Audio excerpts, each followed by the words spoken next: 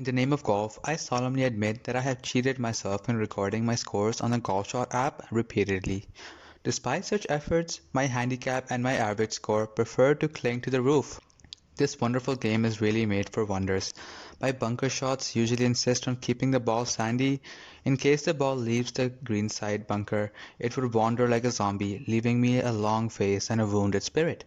I am unable to discover why it often chooses strange directions. On top of that, caddies always have a handy blame to paste on my forehead. It's a look up, you lost balance, complete your follow through, etc. The usual slogans all caddies use. If I ever quit golf, look ups would be the reason. Still, I engaged my caddy every time I played the game. It makes no difference who is the culprit caddy, lie or myself, the onus stays on me. Of course, with few exceptions. I start playing golf with overflowing zeal and return home with a refreshed promise to win next time. There are some days when I defeat my crew, and that's when they reach the worst of their spells. The other day, my fellow golfer unfurled on the seventh hole, yet I was insistent to lose that hole, so I followed him all the way to the eighth shot on a par 5, but he refused to provide me the opportunity.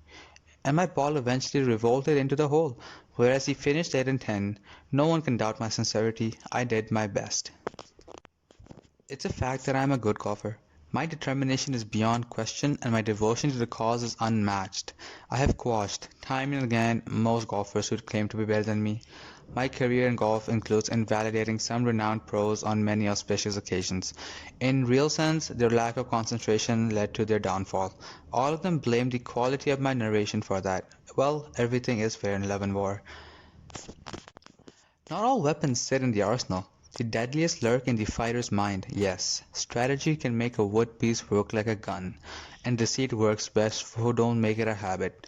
There is no bigger deception than secrecy. Nothing hits more than an unexpected blow. Mighty empires fall in slumber, and forts crumble to Trojan horses.